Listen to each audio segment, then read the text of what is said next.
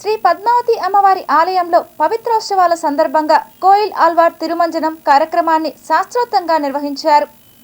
తిరుచానూరు శ్రీ పద్మావతి అమ్మవారి వార్షిక పవిత్రోత్సవాలను పురస్కరించుకుని మంగళవారం ఆలయంలో కోయిల్ ఆల్వార్ తిరుమంజనం శాస్త్రోక్తంగా నిర్వహించారు. ఉదయం సుప్రభాతంతో అమ్మవారిని మేల్కొలిపి సహస్రనామార్చన శుద్ధి నిర్వహించారు. అనంతరం ఉదయం 7 గంటల నుండి 9 గంటల 30 నిమిషాల వరకు కోయిల్ ఆల్వార్ తిరుమంజనం చేపట్టారు. ఇందులో ఆలయ ప్రాంగణం, గోడలు, పైకప్పు, పూజా సామాగ్రి తదితర అన్ని వస్తువులను నీటితో శుద్ధి చేశారు.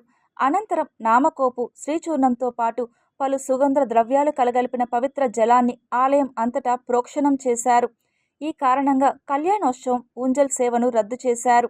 అనంతరం హైదరాబాదుకు చెందిన స్వర్ణకుమార్ రెడ్డి అనే దాత అమ్మవారికి 8 పరదాలను విరాళంగా అందజేశారు. ఈ కార్యక్రమంలో ఆలయ deputy EO Harendranath, AEO Devarajulu, superintendent Ramesh, అర్చకులు బాబుస్వామి, సిబ్బంది పాల్గొన్నారు. సెప్టెంబర్ 5 నుండి 7వ తేదీ వరకు పవిత్రోత్సవాలు. శ్రీ పద్మావతి అమ్మవారి ఆలయంలో సెప్టెంబర్ 5 నుండి 7వ తేదీ వరకు పవిత్రోత్సవాలు శాస్త్రోక్తంగా జరగనున్నాయి. సెప్టెంబర్ 4న సాయంత్రం పవిత్రోత్సవాలకు అంకురార్పణ నిర్వహిస్తారు. సెప్టెంబర్ 5న పవిత్ర ప్రతిష్ఠ, సెప్టెంబర్ 6న పవిత్ర సమర్పణ, సెప్టెంబర్ 7న మహాపూర్ణాహుతి చేపడతారు. తిరుచానూరు గ్రామంలో ప్రతి సంవత్సరము 4 మార్లు ప్రతి ఉత్సవానికి ముందు కోయిల్ ఆల్వార్ తిరుమంజనం చేయడం ఆనవాయితీ.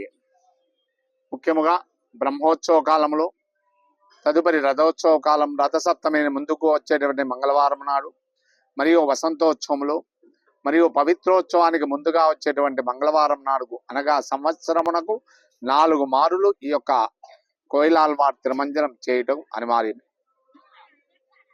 ప్రస్తుతం మనకు ఈ భాద్రపద మాసంలో పౌర్ణానికి మహాపూర్ణావతితో త్రిదిన సంకల్పముగా పాంచరాత్ర ఆగమ సారముగా ఈ యొక్క పవిత్రోత్సవ కార్యక్రమం నిర్వర్తించబడుతున్నవి.